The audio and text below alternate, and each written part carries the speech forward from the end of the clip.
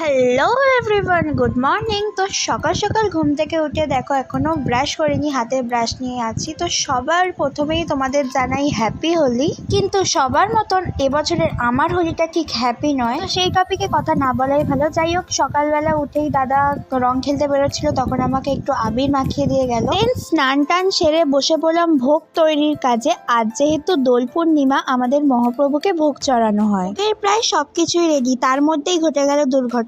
আজকে কয়েকটা লুচি ভাজতে গিয়েই হাতে পড়ে গেল তেল। কি করা যাবে, তার মধ্যেই ঠাকুরের সব জোগাড় করে ওকে ভোগ নিবেদন করে পুজো সেরে নিজে একটু প্রসাদ খেয়ে নিলাম।